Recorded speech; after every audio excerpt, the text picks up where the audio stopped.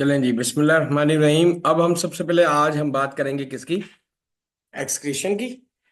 तो एक्सक्रीशन की जो सबसे पहले जो डेफिनेशन आप लोगों ने लिखनी है, वो पता है क्या लिखनी है? वो ये लिखनी है। ठीक है, पहले चीज तो आपके पास मैं इसकी कंप्लीट आपको डेफिनेशन बताता हूँ। हाँ जी। Excretion is the removal of metabolic waste. ये और मेटाबॉलिक प्रोडक्ट भी आप लिख सकते हो। मेटाबॉलिक वेस्ट या metabolic waste product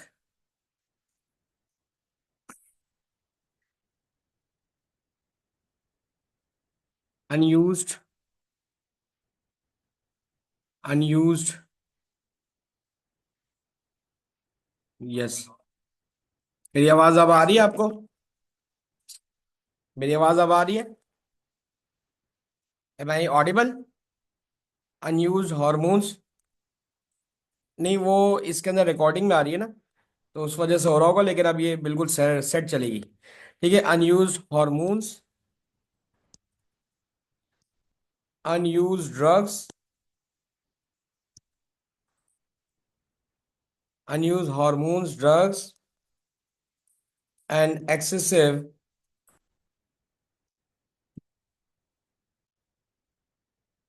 water,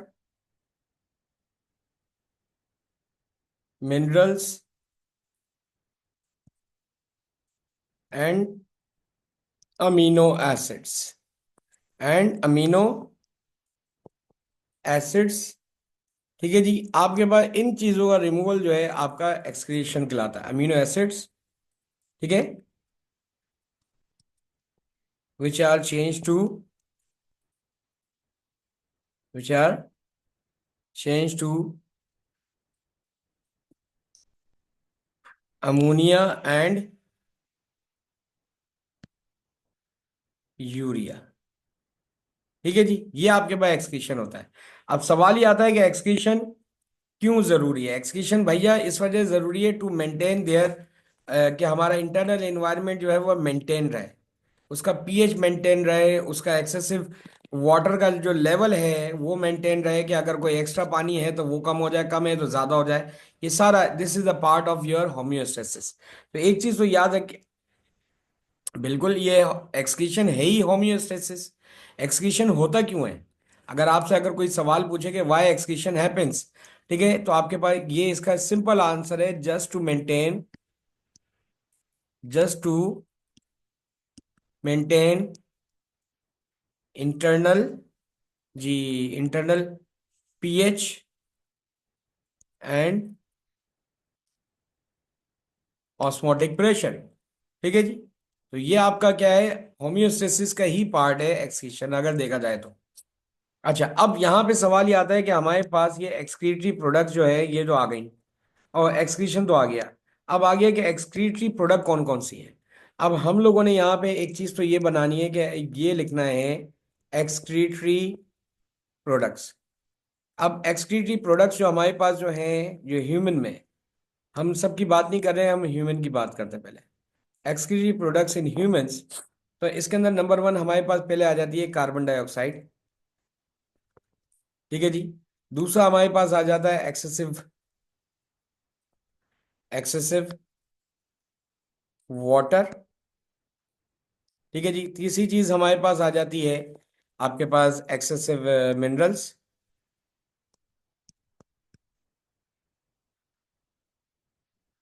excessive minerals. ठीक है जी, चौथी चीज हमारे पास आ जाती है, अल्लाह भला करे आपका, और क्या आएगा जी? Ammonia and urea. Ammonia and urea, क्योंकि अमोनिया जो है फौरन से पेशाब पे यूरिया में कन्वर्ट हो जाता है। फिर हमारे पास आ जाता है यूरिक एसिड। ठीक है, और भी बहुत सारी चीजें, एक्सेट्रा एक्सेट्रा एक्सेट्रा। ठीक है जी, क्रिएटिनिन वगैरह ईटी से एक्सेट्रा एक्सेट्रा एक्सेट्रा, मैं उस तरफ जा ही नहीं रहा। अब हमारे पास जो है भैया कार्बन डाइऑक्साइड है, ये कहाँ से होता है? एक्सक्रीटेड फ्रॉम, यहाँ पे एक्सक्रीटरी ऊपर मैं लिख देता हूँ एक्सक्रीटरी ऑर्गन। अब इसका एक्सक्रीटरी ऑर्गन जो है वो अब यहाँ पे हम बात करते हैं कि एक्सक्रीटरी इसके ऑर्गन्स कौन कौन से हैं। अगर हम एक्सक्रीटरी ऑर्गन्स की बात करते हैं तो हमारे पास कार्बन डाइऑक्साइड का जो एक्सक्रीटरी ऑर्गन है मेरे भाईजान वो है लंग्स। क्या है? लंग्स। ठीक है बॉस। अच्छा जी, फिर उसके बाद अल्लाह का भला करे कि एक्सक्रीटरी ऑर्गन के बाद हमारे पास आ जाता है एक्सेसिव वाटर। अगर एक्सेसिव वाटर की बात करते हैं तो भैया इसके अंदर हमारे पास दो चीजें आ जाती हैं। इसके अंदर लंग्स भी आ जाते हैं, क्योंकि जब हम एक्सेल करते हैं तो वाट हाँ जी, लंग्स भी आ जाते हैं। इसमें तीन चीज आएंगे, हमारे पास तीन चीज आएंगी इसके अंदर, लंग्स, स्किन एंड किडनी। ठीक है, एंड किडनीज। ठीक है, किडनीज में स्किन की स्पेलिंग थोड़ी सी सही कर दूं, ये एनडी साथ लग दिया है। ठीक है, स्किन एंड किडनीज। ठीक है, एक्सेसिव मिनरल्स के हवाले से अगर हम बात करते हैं तो एक्सेसिव मिनरल्स के अंदर हमारे पास क्या क्या चीज, जी एक्सेसिव मिनरल्स के अंदर हमारे पास सबसे इंपॉर्टेंट जो आता है मिनरल्स जो है वो स्किन, और दूसरा हमारे पास किडनीज। ठीक है जी। नहीं, लीवर के थ्रू क्यों जाएंगे, वो तो मेटाबॉलिज्म करेगा। रिमूव जो हो रहा है ना बॉडी से, ये जो लीवर अपने पास रखना ही नहीं चाहता। ठीक है जी। अब ammonia and urea, and ammonia and urea के अंदर सबसे पहले तो आएगा हमारे पास लंग्स। और लंग्स क्यों आएंगे, सॉरी, लंग्स नहीं आएंगे, लिवर, लिवर एंड किडनीज, बिल्कुल सही। ठीक है, अब लीवर क्या करता है, लीवर जो है इसको एक्सक्रीट कर देता है ब्लड में, और किडनीज क्या करती है, ब्लड से आउटसाइड ऑफ द बॉडी जो है वो रिमूव करती है। अब अल्लाह आपका भला करे, यहाँ पे आ जाता है यूरिक एसिड। अब यूरिक एसिड के अंदर भी हमारे पास दो चीजें आ जाती हैं, एक आ जाता है स्किन और दूसरा आ जाते हैं हमारे पास किडनीज। तो ये दो इंपॉर्टेंट चीजें हैं जो कि आपने यहाँ पे याद रखनी है। ठीक है। अच्छा, अब नंबर वन, इसके अलावा भी और बहुत सारी चीजें हैं जो कि प्रोडक्ट्स होती हैं जो हमारे पास एक्सक्रेसिव वो है, जैसे ड्रग्स वगैरह है। ठीक है, बहुत सारी ड्रग्स ऐसी होती हैं जो बॉडी के अंदर काम में नहीं आ रही होती, तो वो हमारी बॉडी उनको निकाल के बाहर फेंक देती है, क्योंकि वो अगर वो बॉडी में रहेंगी तो बॉडी के फंक्शंस को डिस्टर्ब करेंगी। ठीक है बॉस, यहाँ तक चीज क्लियर है। अच्छा, अब यहाँ पे ये तो बात ऑलरेडी आपको पता है कि हम हार्मोन वाले चैप्टर में पढ़ चुके हैं कि जब हार्मोन्स जो हैं ये अपना ये they are release by endocrine glands, और जब उनका काम खत्म हो जाता है तो बॉडी से निकाल देने चाहिए। ठीक है, वरना फिर क्या करेंगे वो, अगर वो रहेंगे तो फिर वो वेस्ट प्रोडक्ट के तौर पे काम करेंगे। जैसे यहाँ पे लिखा हुआ है ना कि the hormones produce by the endocrine glands affect the rate at which the various body system work. जी बोलिए।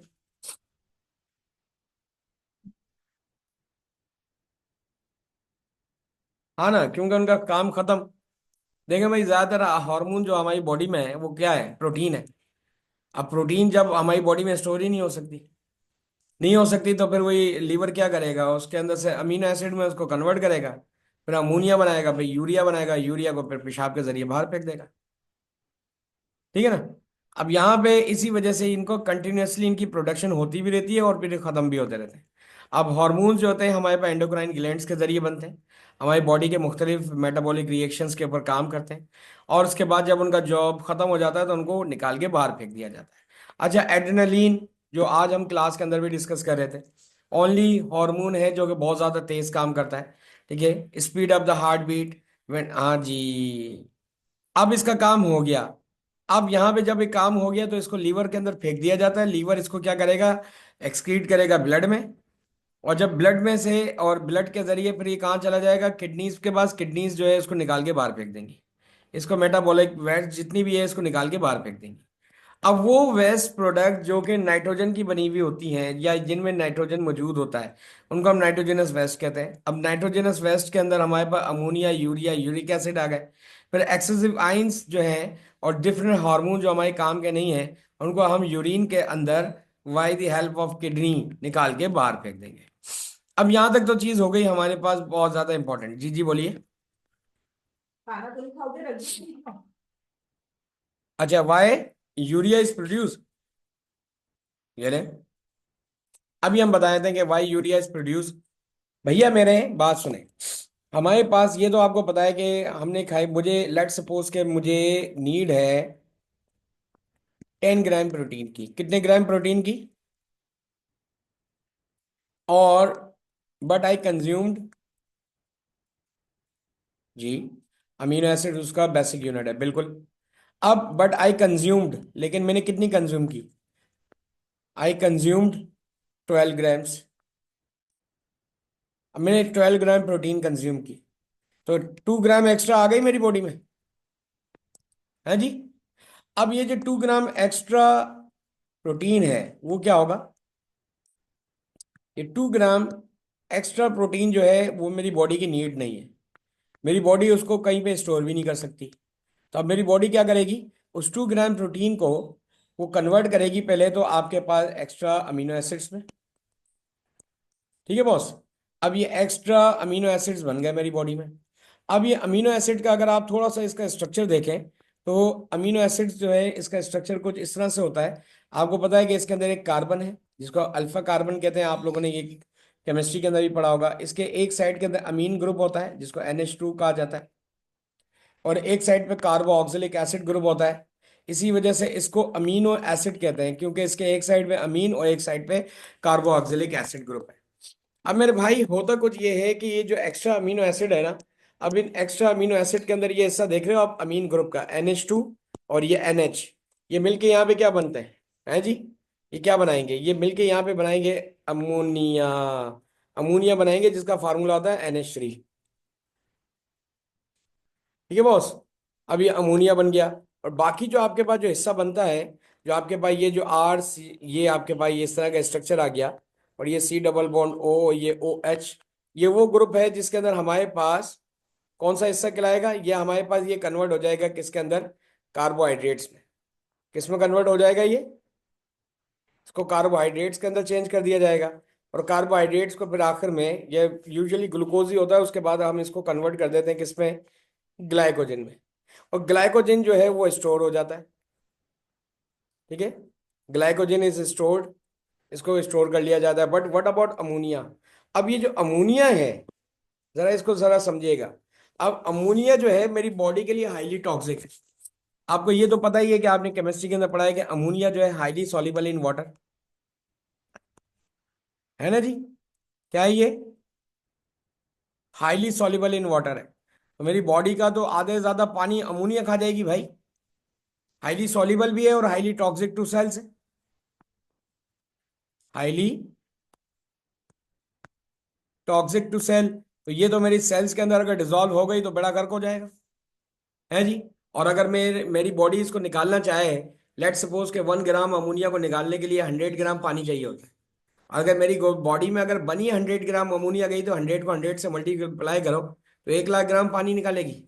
ये तो भाई नामुमकिन सी बात हो गई।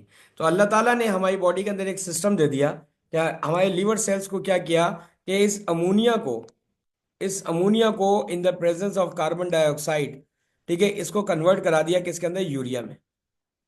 और यूरिया जो है हमारे पास, इट इज लेस सॉल्युबल, ठीक है जी, less soluble and less toxic है। तो ये भी टॉक्सिक, लेकिन अमोनिया के मुकाबले में इतना टॉक्सिक नहीं है। अब चीज समझ में आई मेरे भैया? तो अब ये जो यूरिया है इसके अंदर ये सारा काम कौन कर रहा है? लीवर कर रहा है। अब ये यूरिया को किसके अंदर ये यूरिया को जब बन गया तो ट्रांसफर टू ब्लड, ठीक है। ट्रांसफर वर्ड नहीं लिखना चाहिए, बल्कि इसको लिखना चाहिए एक्सक्रीटेड टू ब्लड। क्या लिखना चाहिए? हाँ, यू भी वो वर्ड भी यूज कर सकते हैं, लेकिन एक्सक्रीशन वर्ड है तो मैंने कहा एक्सक्रीटेड टू ब्लड। ये ठीक है, ये ब्लड में चला जाता है from liver cells, from liver cells. अब ये लीवर सेल्स के अंदर ये चला गया, और लीवर सेल्स टू ब्लड चला गया। अब ब्लड में जाने के बाद फिर ये क्या किया जाएगा? ठीक है, फिर यहाँ पे क्या होगा कि blood transfer, ammonia, blood transports urea to kidneys, और ये किडनीज के अंदर फेंक दिया जाता है। और इस किडनीज के अंदर फेंकने के बाद क्या किया जाता है? इसको हमारे पास जो है अपना यूरिनेट कर दिया जाता है, ठीक है। इसके अंदर यूरिनेट हो जाता है। अब इस यूरिनेट के अंदर हमारे पास यूरिया भी बॉडी के अंदर एक वेस्ट प्रोडक्ट होता है जो निकाल दिया जाता है। अच्छा, ये प्रोसेस जिसके अंदर ये अमोनिया रिमूव होता है, अमाइन ग्रुप रिमूव होता है, इस प्रोसेस को हम क्या बोलते हैं? इस प्रोसेस को बोलते हैं डीअमीनेशन। क्या प्रोसेस को बोलते हैं? डीअमीनेशन। ठीक है, डी का मतलब होता है रिमूवल। अब अमाइन ग्रुप इसके अंदर क्या हो रहा है कि रिमूव हो रहा है अमीनो एसिड के अंदर, इसी वजह से इस प्रोसेस को डीअमीनेशन कहा जा रहा है। यहां तक चीज क्लियर है बच्चे? डी का मतलब होता है रिमूवल, अमीनेशन का मतलब होता है कि अमाइन ग्रुप को रिमूव कर देना। Removal of amine group from the amino acid, this is called deamination. Removal of from amino acids. ठीक है, यहां तक चीज क्लियर हो गई। अब हम आगे की तरफ चलते हैं। अब ये तो वो एक्सक्रीटरी प्रोडक्ट्स थे जो कि यहाँ पे हमने बता दिए। ठीक है बॉस। अब एक्सक्रीटरी ऑर्गन भी आपके सामने आ गए। एक्सक्रीटरी ऑर्गन के अंदर सबसे पहले लंग्स के यहाँ पे जिक्र किया गया है। लंग्स को अगर देखें तो क्या लिखा हुआ है? Lungs supply the body with oxygen, but they are also excretory organ because they get rid of carbon dioxide. Carbon dioxide is a waste product of aerobic respiration. They also lose a lot of water vapors, जो मैंने आपको बताया। However, this loss is unavoidable and is not method of controlling the water content of the body. अच्छा, water जो है इसके अंदर हमारे पास जो है ना, जो वाटर वेपर बॉडी का निकलता है वो वैसे तो बहुत ज्यादा होता है, लेकिन हम जो है इसको मेथड को कंट्रोल कर लेते हैं बाय हम, क्योंकि हम जो और ज्यादा पानी पीने के बाद भी और कुछ कैटाबॉलिक रिएक्शन के अंदर भी पानी प्रोड्यूस होता है, तो उसके अंदर भी हम क्या करते हैं कि अपना एनाबॉलिक रिएक्शन के अंदर पानी प्रोड्यूस होता है, तो हमारी बॉडी इसको यूज कर सकती है। अब हमारे पास जो दूसरा जो हमारा जो ऑर्गन आ गया, जो एक्सक्रीटरी ऑर्गन, जो हमारा ये टारगेट है जिसमें हमें बहुत फोकस करना है, वो है किडनीज। किडनीज क्या करती हैं? Remove urea and other nitrogenous waste from the blood. They also take out the excess water, ions, hormones and drugs. ठीक है, अब इसके बाद जो हमारे पास जो थर्ड पार्ट आ जाता है लिवर। लिवर क्योंकि दो तीन जगह पे आपको पढ़ाया जाता है, एक जगह पे डाइजेस्टिव सिस्टम में पढ़ाया जाता है। ठीक है जी। इसके साथ साथ आपको किडनीज वाले चैप्टर के अंदर भी पढ़ाया जाता है, क्योंकि लिवर का बड़ा एक इंपॉर्टेंट रोल है। यही तो एक्सक्रीशन वाला चैप्टर ही किडनी का चैप्टर है ना अंकल? हाँ बिल्कुल। अब यहाँ पे लीवर के अंदर देखते हैं तो यूरिया, ये लीवर का एक काम क्या है? वैसे तो हम पढ़ के आ चुके हैं कि लीवर के अंदर आपका डाइजेस्टेड फूड जाता है हेपेटिक पोर्टल वेन के जरिए, फिर वो उसको ट्रांसपोर्ट करता है, एसिमिलेट करता है। ठीक है जी। लेकिन लीवर का एक और भी इंपॉर्टेंट काम है, it also break down excess amino acid and produces urea. वो यूरिया कैसे बनता है वो मैंने आपको यहाँ पे बता दिया। अब इसके अंदर ये तीन मेजर एक्सक्रीटरी ऑर्गन्स बता दिए गए, लंग्स, किडनीज और लिवर। लेकिन इसके अलावा हमारा जो है ना स्किन भी जो है ना वो एक इंपॉर्टेंट रोल होता है, जो कि होम्योस्टेसिस के अंदर हम पढ़ के आ चुके हैं। अब किडनीज के हवाले से अगर हम बात करें तो किडनीज होती क्या है? अगर मैं अपनी बॉडी के अंदर देखूं तो ये मेरे पास किडनी है। अगर मैं खुद से चले इसकी एक डायग्राम बनाने की कोशिश करता हूं कि अगर ह्यूमन में, अगर मैं यहाँ पे बात करता हूँ, अगर ह्यूमन, लेट सपोज कि if I am just going to have the idea about it, कि मेरे पास ये एक ह्यूमन है। ठीक है, और इस ह्यूमन के अंदर, ठीक है, इस ह्यूमन का ये जो लुम्बर स्पाइन वाली साइड है, यानी कूले के नीचे ऊपर वाला हिस्सा जो होता है हमारा, ठीक है, लोअर बैक वाली साइड जो है, इसके अंदर हम जो है क्या कहते हैं कि इधर हमारे पास क्या होती है? किडनीज मौजूद होती है इस हिस्से के अंदर। ठीक है, इस हिस्से के अंदर यहाँ पे हमारे पास क्या होता है? ये इस तरीके से किडनीज मौजूद होती हैं, और वो जाती हैं इस तरीके से हमारे पास ये बीन शेप्ड स्ट्रक्चर होता है, और ये जाके एक बैग में खुल रहा होता है, और बैग जो है बाहर जाके हमारा जो है यूरिनोजेनाइटल ट्रैक के साथ अटैच हो जाता है। अगर मैं इसको थोड़ा सा अगर डिटेल पार्ट के साथ अगर स्टडी करता हूँ, तो हमारे पास ये दो किडनीज हैं। ठीक है, ये दो किडनीज हैं। इनको हमने यहाँ पे देखें, ये हमारे पास कौन सी किडनी है? अल्लाह आपका भला करे, ये मेरी लेफ्ट वाली किडनी है। ठीक है जी। और ये हमारे पास क्या है? This is the right kidney. अच्छा, दोनों किडनीज थोड़ी सी ऊपर नीचे होती है, क्योंकि because of the placement of stomach और या आपका लिवर वगैरह है, लेकिन वो हमारे सिलेबस के अंदर नहीं है, तो मैं उस तरफ डिटेल में नहीं जा रहा। अब यहाँ पे राइट किडनी के अंदर यहाँ पे हमारे पास ये चीज़ आ गई। अब ये चीज़, ये राइट और लेफ्ट किडनी के बाद अगर मैं थोड़ा सा इसका कलर चेंज करता हूँ, तो यहाँ पे देखें। अच्छा, किडनी वैसे हमारे पास कौन से कलर की होती है? आपके पास ये मैरून टाइप का कलर जो होता है ना, ग्रीनिश मैरून टाइप का जो कलर है, ये इस तरह का होता है। तो कि क्योंकि इसके अंदर कंटिन्यूसली आपका जो होता है वो ब्लड आ रहा होता है और जा रहा होता है, तो इसी वजह से इसके अंदर एक किडनी का कलर जो होता है इस तरीके से आपके पास ये मरून या रेडिश ब्राउन टाइप का कलर होता है। अच्छा, सवाल ये होता है कि किडनी के अंदर ब्लड कहाँ से आता है? हमारे पास ये हार्ट है। ठीक है, मैं ऊपर की तरफ नहीं जा रहा। अब हार्ट से आपके पास एक ट्यूब निकलती है जिसको हम कहते हैं अओर्टा, निकलती। ठीक है जी। अब जब अओर्टा नीचे की तरफ आ रही होती है ना, तो वो अओर्टा जो है वो डायरेक्ट, जो आपके पास जो अओर्टा है वो अपनी किडनी के अंदर अपनी अपनी एक एक ब्रांचेस को दे देती है। किडनी से ये डायरेक्ट, ये देखे ना, अब ये हार्ट से जो आउटर रिलीज हो रही थी उसने किडनी के अंदर अपना ब्लड दे दिया। ठीक है, ये अब ये, लेकिन जब ये आउटर यहाँ पे डिवाइड होती है तो इस जगह को बोलेंगे हम, अच्छा किडनी के लिए एक वर्ड इस्तेमाल होता है, हमेशा के लिए याद रख लें, हम किडनी के लिए हम वर्ड यूज करेंगे रेनल, RENAL, रेनल। अब ये जो आपके पास ये किडनी के साथ जाके ये अटैच हुई है ब्रांच, इसको हम बोलेंगे रेनल आर्टरी। क्या बोलेंगे इसको हम? ठीक है। अब ये दो रेनल आर्टरीज यहाँ पे आ रही हैं, एक लेफ्ट में एक राइट साइड पे। अब ये रेनल आर्टरी जो है, क्योंकि आर्टरी क्यों कह रहे हैं, क्योंकि ब्लड लेके आ रही है हार्ट से। ठीक है जी। अच्छा, इसी तरीके से ये रेनल आर्टरी तो यहाँ आ गई। इसी तरीके से अल्लाह आपका भला करे, हमारे पास क्या होता है कि रेनल वेन भी होती है। मैं इसको क्या करता हूँ, ये लाइट ग्रीन कलर की या ब्लू कलर की मैं इस तरह से बना लेता हूँ। अब ये रेनल वेन है। अब ये रेनल वेन कम क्या काम करती है, इसका काम ये होता है कि ये ब्लड वापस जो जा रहा होता है वो लेके जा रही होती है। अब ये कहाँ लेके जाएगी, ये लेके जाएगी हमारे पास कहाँ पे, ये लेके जाएगी आपके पास इंफीरियर वेना केवा पे। कहाँ पे लेके जाएगी, इंफीरियर वेना केवा के ऊपर। ठीक है। अब ये वेना केवा भी अगर आप लिख देंगे तो चलेगा, सही है भैया। अब ये इंफीरियर वेना केवा, लेकिन इसको हम क्या बोलेंगे, इसको बोलेंगे हम रेनल वेन, क्योंकि ये वापस ब्लड लेके जा रही है कहाँ पे, हार्ट पे, और किडनी से लेके जा रही है तो हमने इसको रेनल वेन का नाम दे दिया।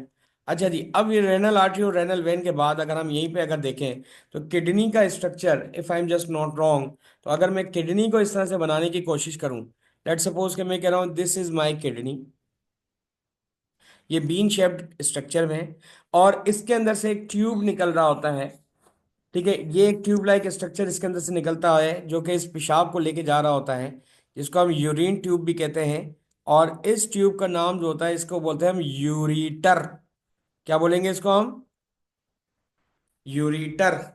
क्या बोलेंगे बॉस, यूरिटर। अब किडनी के ऊपर एक ग्लैंड भी होता है, इसका भी इनडायरेक्टली बड़ा इंपॉर्टेंट काम है बॉस। ये इस ग्लैंड को बोलते हैं हम क्या, कौन सा ग्लैंड बोलेंगे बताएं? इसको बोलेंगे एड्रेनल ग्लैंड, जहां से एड्रेनलिन, अरे पेंक्रियाज से तो इंसुलिन निकलता है अंकल, क्या हो गया, वो स्टमक के साथ होती है। ठीक है ना। अच्छा जी, अब यहीं पे आ जाएं, आपके पास ये क्या आ गया, एड्रेनल ग्लैंड। अब ये वर्ड एड्रेनल, एड्रेनल, ये एड का मतलब होता है अटैच्ड, और रेनल का मतलब अभी अभी आपको बताया मैंने, किडनी। ये किडनी के साथ अटैच होता है, इसी वजह से इसको एड्रेनल ग्लैंड कहते हैं। एड्रेनल भी कहते हैं और इसको सुप्रा रेनल ग्लैंड भी कहा जाता है।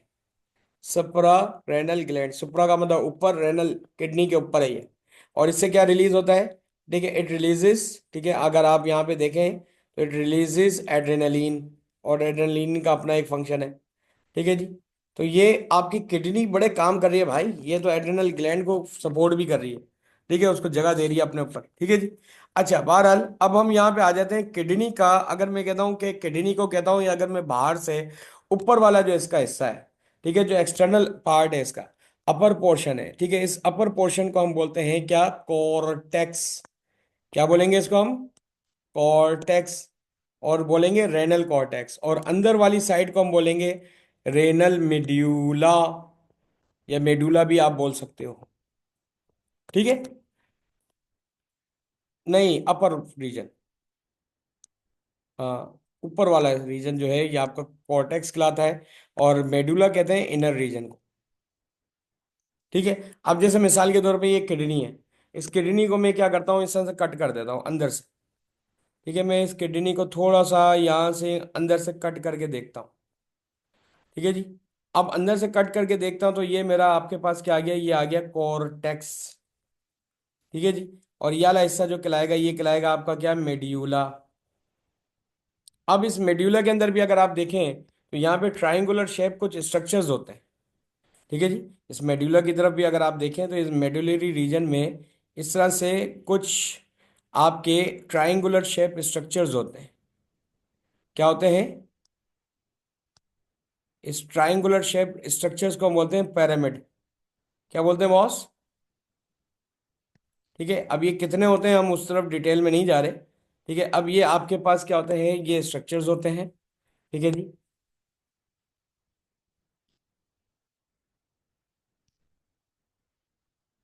अब मैं इनके अंदर से एक पिरामिड को यहाँ निकाल लेता हूँ कि इस पिरामिड के अंदर क्या होते हैं आपके, ये कुछ सेल्स होते हैं किडनी के, जिनको बोलते हैं हम नेफ्रॉन्स। क्या बोलते हैं इनको हम?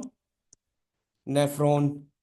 अब ये जो नेफ्रॉन्स होते हैं मेरे भैया, ये बेसिक यूनिट ऑफ किडनी है, या बेसिक यूनिट, ठीक है, ये स्पेशलाइज सेल्स ऑफ किडनीज हैं जो कि सारा काम करते हैं।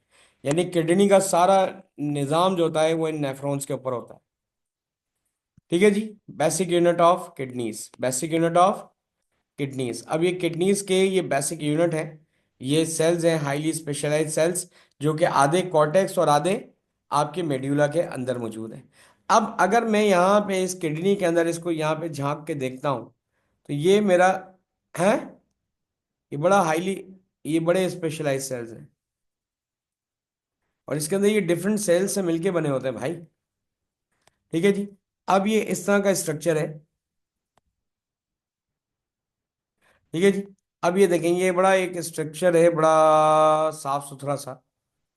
हम इसको बनाने की कोशिश, इसके पोर्शंस भी याद होंगे आपको।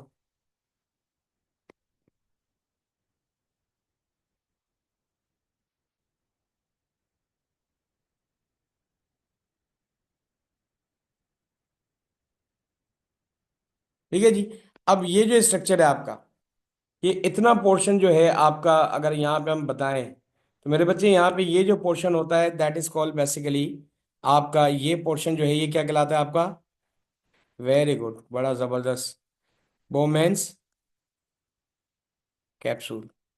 ठीक है। अब इस बोमेन कैप्सूल के अंदर आपके पास क्या होता है कि ये जो रेनल आर्टरी आ रही थी, है, वो रेनल आर्टरी जो है अंदर जाके ये इस तरीके से और इस तरीके से ये आ रही होती है। अब यहाँ पे रेनल आर्टरी को मैं थोड़ा सा और डिफरेंट यहाँ पे बनाना चाह रहा हूँ। यहाँ पे मैं करना चाह रहा हूँ कि रेनल आर्टरी जो आ रही होती है इस तरीके से आती है, ये आपके पास ये जो थिकर रीजन है ये आपके पास एट्रियोल कहलाता है, और ये वापस जाता है, ये इफ्रेंट एट्रियोल होता है। अब ये जो थिक वाला रीजन है इसको क्या रहेगा? एफरेंट। हमने न्यूरॉन में भी पढ़ा था, ठीक है। एफरेंट का मतलब आने वाला, एफरेंट एट्रियोल। ठीक है जी। और ये जो वापस वाला है इसको हम बोलेंगे जो थिन होता है, ये इफ्रेंट। ठीक है, ये इफ्रेंट एट्रियोल है। अब अच्छा जी, ये क्यों होता है? ये, हाँ, एफरेंट के अंदर ब्लड आता है, इफ्रेंट में वापस जाता है, और एफरेंट जो होता है ये थिक होता है। एफरेंट जो होता है ये क्या होता है मेरे बच्चे? थिक होता है, ये याद रखना। ठीक है, ये थोड़ा आपके भाई, जी, ये ब्लड इसके अंदर वापस जा रहा है, अगर आप यहाँ पे देखें ना, तो इसके अंदर क्या हो रहा है, ये ब्लड जो है इसके अंदर वापस जा रहा होता है। मैं इसको थोड़ा सा थिन करके यहाँ पे बना लेता हूँ। ये इसके अंदर ब्लड वापस जा रहा होता है, और यहाँ से ब्लड आ रहा होता है। ठीक है। अब ये एफरेंट और ईफरेंट के दरमियान में एक जाली सी होती है जिसको हम बोलते हैं ग्लोमेरुलस। इसको हम क्या बोलेंगे? ग्लोमेरुलस। ग्लोमीरुलस, सिंगुलर इसका ग्लोमीरुलस, प्लूरल इज ग्लोमीरुलाई। ठीक है जी। अब यहां तक चीज क्लियर हो गई। अब ये टूडी ये ग्लोमीरुलस कहलाता है, सिंगुलर है। ग्लोमीरुलाई जो है वो प्लूरल वर्ड है, प्लूरल। ठीक है जी। अच्छा जी, अब यहाँ पे आने के बाद हमारे पास होता कुछ मेरे चंदा ये है कि ये आ जाता है फिर, जी नहीं, सबसे पहले तो आएगा फिर ये बोमेन के पास जो चीज आएगी, बोमेन कैप्सूल के बाद हम इसको येलो कलर से ही हाईलाइट करते हैं। ठीक है जी। ये जो आपके पास खिलाता है ये खिलाता है आपका पीसीटी। इतना रीजन जो है ये आपके पास सेकंड पार्ट है, that is called PCT, proximal convoluted tubule. ठीक है। फिर ये हेयर पिन की तरह का एक स्ट्रक्चर होता है, इसको हम बोलते हैं क्या? ये loop of Henle, very good. ये आ गया लूप ऑफ हेनले। ठीक है जी। अब लूप ऑफ हेनले के बाद ये जो आपके पास जो स्ट्रक्चर है, ये आपके पास ये कहलाता है डिस्टल कॉन्वुलेटेड ट्यूब्यूल। ठीक है, इसको डीसीटी करके हम शॉर्ट करके लिख देते हैं, लेकिन आपको जब एग्जाम में लिखे तो आप पूरा पूरा वर्ड लिखिएगा, distal convoluted tubule. Collecting duct जो है ना, बेसिकली वो नेफ्रॉन का हिस्सा नहीं होती। वो कलेक्टिंग डक्ट जो है वो आपका यूरिटर के अंदर ही जाती है, ये आपके पास जो रेनल पेल्विस में जाके ड्रेड होंगी। ठीक है, सारी की सारी जो होंगी ना, ये आगे जाके इस तरह का स्ट्रक्चर होगा, इसको बोलेंगे रेनल पेल्विस। रेनल पेल्विस के अंदर जाके ये ड्रेन हो रहे होते हैं, और ड्रेनल पेल्विस से फिर ये निकल के कहाँ चले जाते हैं? वहीं पे अपना यूरिटर के अंदर चले जाते हैं। ठीक है। ये आपका जो ये हिस्सा जो है that is basically collecting duct. Collecting duct जो है वो डायरेक्ट इसका पार्ट नहीं है, क्योंकि बहुत सारे नेफ्रॉन यहीं पे आके मर्ज हो रहे होते हैं। तो किसी एक नेफ्रॉन का आपका पार्ट नहीं है कि आप ये कह सकेंगे भाई ये एक नेफ्रॉन का कोई पार्ट है। ठीक है, ये देखें ये डिफरेंट कलेक्टिंग डक्ट्स यहाँ पे आ रही हैं। ठीक है। अब इसके अंदर एक बड़ी मजे, हाँ जी बोलिए।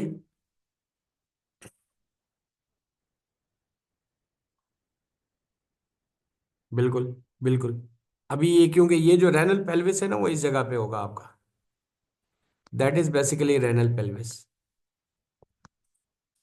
सही है जी। अब आ रही है जी समझ में। ये रेनल पेल्विस देखें, ये इस तरह का स्ट्रक्चर है ये। अब मेरे भाई, ये जो नीचे की तरफ जो एरिया आ रहा होता है ना, ये आपका डिसेंडिंग लूप ऑफ हेनले, ये वो जगह होती है जहां पे वाटर रीअब्जॉर्ब होता है। यहाँ से क्या होता है, आपका पानी बाहर निकल रहा होता है, ये आपका हाइड्रोफिलिक पार्ट होता है। और ये जो हिस्सा होता है ये आपके पास क्या होता है, ये सोडियम और क्लोराइड आइंस जो होते हैं ना, ये उनके लिए होता है कि वो निकालते हैं, ये उनकी रीअब्जॉर्प्शन होती है।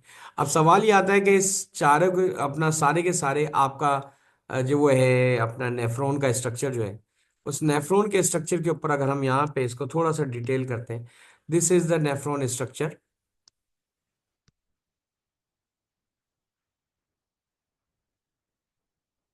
ठीक है। अब इस नेफ्रॉन के स्ट्रक्चर के अंदर हमने कहा कि भाई ये नेफ्रॉन का स्ट्रक्चर है।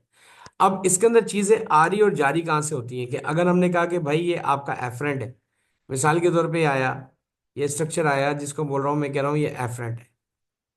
ठीक है, और ये इसी तरीके से यहाँ फिल्टर हो रहा है, ये इफरेंट है। तो अब इसके बाद ये इफरेंट एट्रियोल जो है वो आपस में डिवाइड होते होते होते होते यहाँ पे एक स्ट्रक्चर बनाता है जिसको बोलते हैं पेरी ट्यूब्यूलर कैपिलरीज। क्या बोलेंगे उनको हम, पेरी।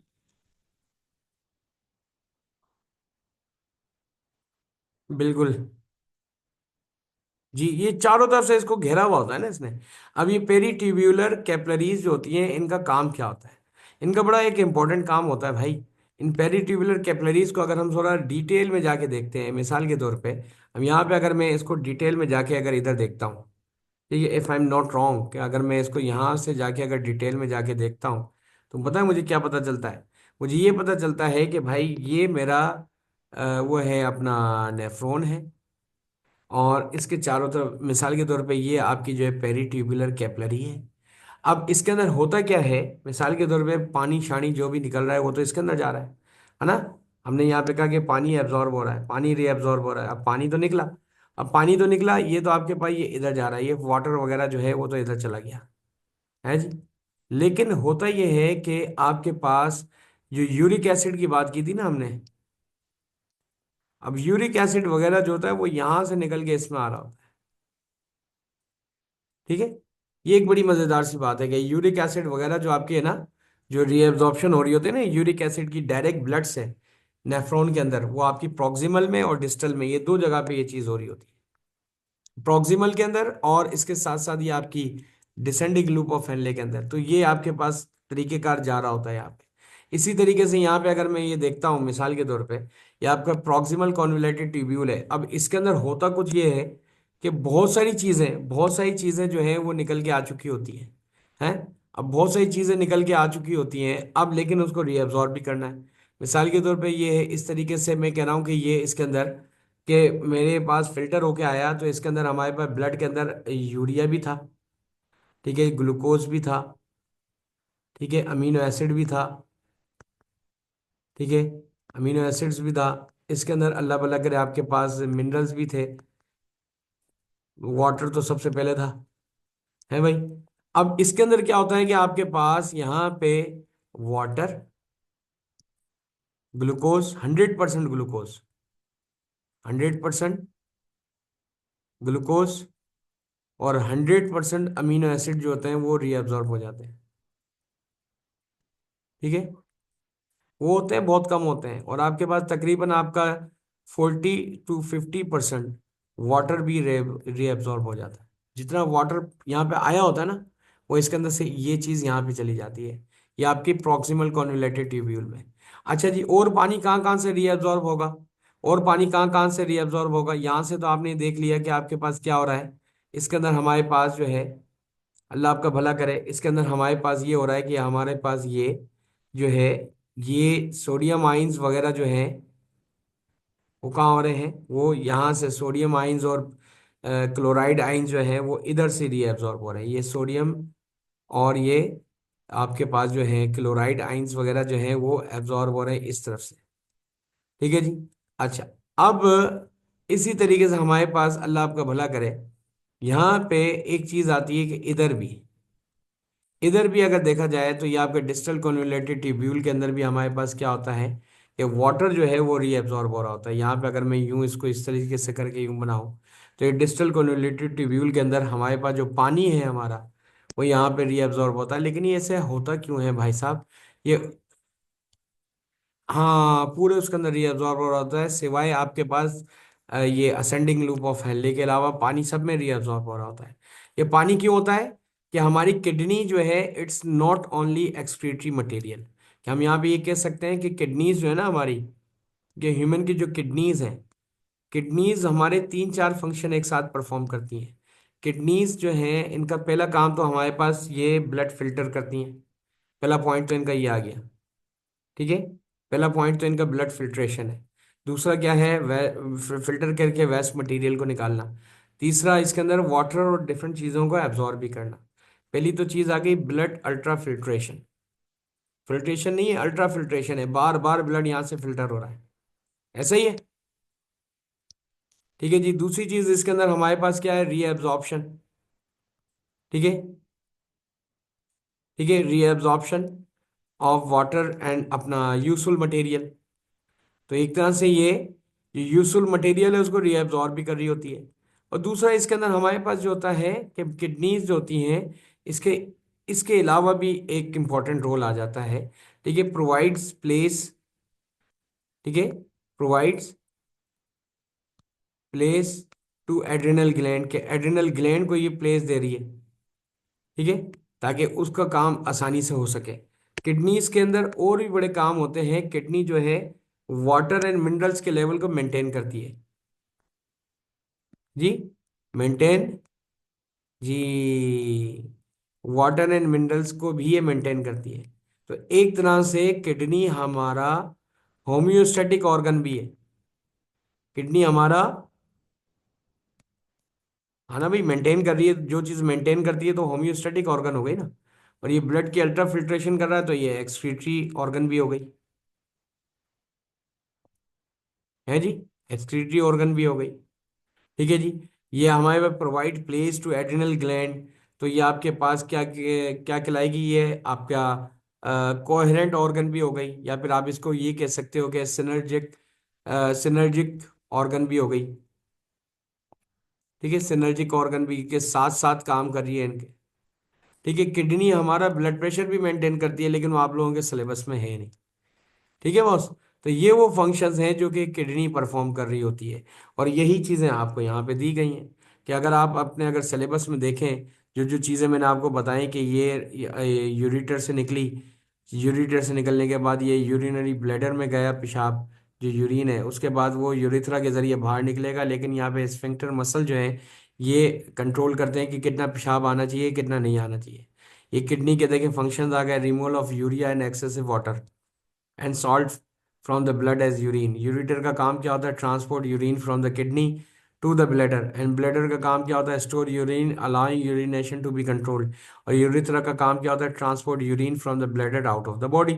अब ये इस तरह के सवाल आपके पास आ जाते हैं लेबलिंग शेबलिंग के लिए, जो कि आपको बताया जा रहा होता है कि ये क्या क्या चीज़ें। अच्छा, नीड ऑफ एक्सक्रीशन आपको मैंने बता दिया। माइक्रोस्कोपिक स्ट्रक्चर के अंदर कॉर्टेक्स और मेड्यूला भी आपको बता दिया। इसके आपके पास लेबलिंग भी बता दी, फंक्शंस भी बता दिए, फिल्ट्रेशन रीएब्जॉर्प्शन भी बता दी। ठीक है जी। इसके बाद आपके पास अल्लाह आपका भला करे और क्या क्या चीज़ें रह जाती हैं। ये सिंपल कंपोजिशन ऑफ यूरिन है और ब्लड प्लाज्मा है। इसके अंदर आप ये चीज़ देख सकते हो कि जैसे कि आपके पास देखें वाटर 90 to 93 पर, बोले बोले, कोई याद करने की जरूरत नहीं, नहीं नहीं नहीं, कोई याद करने की जरूरत नहीं है। ठीक है, ये बता रहा है कि इसके अंदर आपके पास देखिए ये जो आपका यूरिया है, ठीक है, उसकी क्योंकि ब्लड का वॉल्यूम ज़्यादा होता है इस वजह से यूरिया का लेवल हम लोगों ने कम रखे हुए हैं। ठीक है जी।